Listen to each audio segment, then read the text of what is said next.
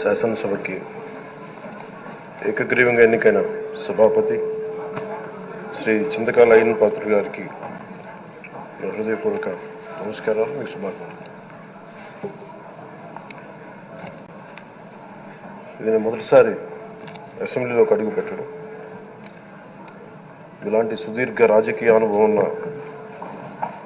దాదాపు 7 సార్లు ఎమ్మెల్యేగాను, ఒకసారి పార్లమెంట్లో అడుగుపెట్టిన మీకు, Panchayati Raj, technical education, forest, R&B అనేక మంత్రిత్వ శాఖల్ని సమర్థవంతంగా నిర్వహించిన మీకు ఈ సభాధ్యక్షుడు, ఈ స్పీకర్ స్థానంలో కూర్చోవడం నాకు చాలా ఆనందంగా ఉంది. ఇన్ని దశాబ్దాలు ప్రజలు రాజకీయ జీవనంలో ప్రజలు మీ వాడి వేడి చూశారు.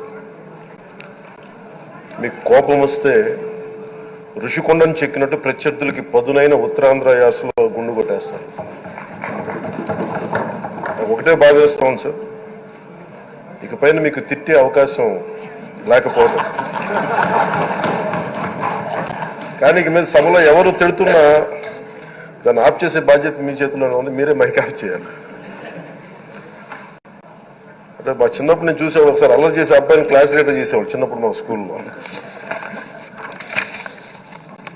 కానీ ఇన్నాళ్ళు ప్రజలు మీ వాడి వేడి పలుకులు, మీ ఘాటైన వాగ్దాటి చూశారు. ఈ రోజు నుంచి రాష్ట్ర ప్రజలు మీ హుందాతనం చూస్తారు. డిబేట్స్ వెనకాల దాక్కుని సంస్కారహీనమైన భాషల్ని, భావాల్ని రకరకాల మాధ్యాల్లో విరజిమ్ముతూ ఉంటారు. దాని నియంత్రణ మీ ఆధ్వర్యంలో ఇక్కడి నుంచే మొదలవ్వాలి. ఇందాక సభా నాయకులు, గౌరవ ముఖ్యమంత్రి శ్రీ చంద్రబాబు నాయుడు గారు చెప్తారు, ఆడబిడ్డలు ఏ విధంగా నలిగిపోయారు ఈ రాష్ట్రంలో గత 5 సంవత్సరాల్లో. చిన్న లేదు, పెద్ద లేదు, ఎవరని లేదు. ఎవరన్నా సరే ఒక మాట మాట్లాడితే వాళ్ళకి వ్యక్తిగతంగా దూషణ, సోషల్ మీడియాలో వాళ్ళని క్యారెక్టర్ అసాసినేట్ చేయటం, వాళ్ళు పెద్ద నాయకులు కావచ్చు, కార్యకర్తలు కావచ్చు, లేదా వాళ్ళకి ఎదురు తిరిగి ఒక ఒపీనియన్ చెప్పి ఎవరైనా సగటు మనిషి కూడా కావచ్చు, అది ఇక్కడతో ఈ రోజు నుంచి ఆగిపోవాలి అధ్యక్ష. అది మీ ఆధ్వర్యంలోనే మొదలవ్వాలి. గత ప్రభుత్వం తాలూకు సభ జరిగిన విధానం చూస్తే ఈ వ్యక్తిగత దూషణ ఇవన్నీ చాలా ఇబ్బంది పెట్టే ప్రజలు. ఈ రోజున వాళ్ళకి 11 సీట్లకు పరిమితం అయ్యారు, ఈరోజు లేరు, ధైర్యం లేదు వాళ్ళకి. విజయాన్ని తీసుకోగలిగారు కానీ ఓటమి కూడా ధైర్యంగా కూర్చుకునే వాళ్ళకి స్థాయి లేదు, వాళ్ళకి పారిపోయారు ఇక్కడి నుంచి. భావంలో ఉండే తీవ్రత భాషలో ఉండాల్సిన అవసరం లేదు. భాష మనుషుల్ని కలపడానికి కానీ విడగొట్టడానికి కాదు. భాష విద్వేషం రేపడానికి కాదు, పరిష్కరించడానికి. ఎంత జటిలమైన సమస్య అయినా, భయంకర సమస్య అయినా చర్చల ద్వారా పరిష్కరించుకోవడానికి కానీ వివాదం సృష్టించడానికి కాదు. ఈ సభ ఉన్నది అందుకు. కానీ మనం చూసింది వాళ్ళ దగ్గర నుంచి బూతులతోటి, వ్యక్తిగత దోషులతోటి రాష్ట్ర పురోభివృద్ధిని ఆపేశారు. అలాంటి సభ కాకుండా ఇందాక మన పెద్దలు శ్రీ గౌరవ ముఖ్యమంత్రి చంద్రబాబు గారు చెప్పినట్టుగా ఇది భవిష్యత్తుకి ఇది ఒక ప్రమాణం అవ్వాలి. 2047 వరకు ఇంత అద్భుతమైన స్థానంలో మనకి ఆంధ్రప్రదేశ్ తెలుగు జాతి ఉన్నత స్థాయికి వెళ్ళాలంటే ఈ రోజు మనం వేసే ప్రతి అడుగు అది భవిష్యత్ తరాలకు ఒక నిర్దేశక, ఒక టచ్ స్టోన్ గా ఉండిపోవాలి, గిట్ రాయిగా ఉండిపోవాలి. ఈ రోజున ఈ సభలో ఉన్న గౌరవ సభ్యులందరూ చట్టాలు చేయడానికి ఉన్నారు, చట్టాలు ఉల్లంఘించడానికి కాదు.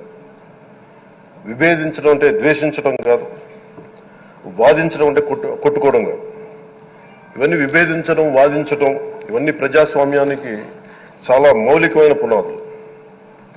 ఆంధ్రప్రదేశ్ ఆవిర్భావం జరిగి అసలు భాషా ప్రయుక్త రాష్ట్రాల ఆవిర్భావమే మన ఆంధ్ర రాజ్యంతో మొదలైంది.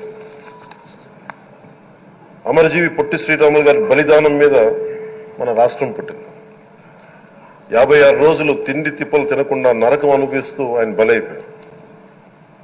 ఆయన మరణానికి చేరువవుతూ ఆమరణ నిరాహార దీక్ష చేసిన ప్రతిరోజు మనకి దాదాపు ఈ సుదీర్ఘమైన 6 దశాబ్దాల కాలం, 1.5 సంవత్సర కాలం అంటే ఆయన ప్రతిరోజు చావుకు చేరువవుతూ భోజనం లేకుండా ఆయన గడిపిన ప్రతిరోజు మనకి 1.5 సంవత్సర కాలం. అలాంటి నేపథ్యంలో అలాంటి మహోన్నతుడు శ్రీ పొట్టి శ్రీరాములు గారి త్యాగాన్ని కనుక మనం ఈ సభలో ప్రజా సంక్షేమం కోసం మాత్రమే చర్చలు జరగాలి, వాదోపవాదాలు హద్దులు దాటకుండా ఉండాలి, వ్యక్తిగత దూషణకి తావివ్వకుండా ఉండాలి. అలా కాకుండా గత ప్రభుత్వం లాగే ఈ సభని తిట్లకి బూతులకి కొట్లాటికి వాడితే ప్రతి నిమిషం పొట్టి శ్రీరాములు గారి బలిదానాన్ని అవమానం చేసినట్టే. ఒక గొప్పవాడు, ఒక మహానుభావుడు బతికినప్పుడు మాత్రమే కాదు, చనిపోయిన తర్వాత కూడా కొన్ని తరాలు ఉపయోగపడతారని నిరూపిస్తారు. అలాంటి కోవకు చెందిన మహానుభావులు ఆంధ్ర రాష్ట్ర సృష్టికర్త, భాషా ప్రయుక్త రాష్ట్రాలకు శ్రీకారం చుట్టిన ద్రష్ట, అమరజీవి శ్రీ పొట్టి శ్రీరాములు గారి స్మృతిలో ఒక విలువలతో కూడిన ఒక సత్సాంప్రదాయాన్ని తెరలేపుతూ మీ ఆధ్వర్యంలో ఈ సభ జరగాలని, ఈ 5 ఏళ్ల ప్రజా ప్రస్థానంలో ఈ విలువైన 5 ఏళ్లు రాబోయే తరానికి గొప్ప భవిష్యత్తునిచ్చేలా, అన్నం పెట్టే రైతుకి, కౌలు చేసుకునే రైతుకి, రైతు కూలీకి అండగా ఉండేలా, మహిళలకి భద్రతతో పాటు ఉన్నత స్థాయికి ఎదిగేలా, ప్రభుత్వ ఉద్యోగులకి భద్రత కల్పించేలా, పశువు పక్షి ప్రకృతి సర్వజనులందరికీ కూడా మతాలకి ప్రాంతాలకి అతీతంగా సుభిక్షంగా అభివృద్ధి పదంలో ఆంధ్రప్రదేశ్, ఆంధ్ర రాజ్యం అద్భుతమైన ప్రగతి సాధించేలా ఈ చర్చలు సాగాలని కోరుకుంటూ, సభాపతి అయ్యన్న పాత్రుడి గారికి మీ ఆధ్వర్యంలో ఈ సభ ఒక సరికొత్త సాంప్రదాయానికి, సత్సాంప్రదాయానికి ఇది తెరతీయాలని కోరుకుంటూ మీకు మరోమారు శుభాభినందనలు తెలియజేసుకుంటాను.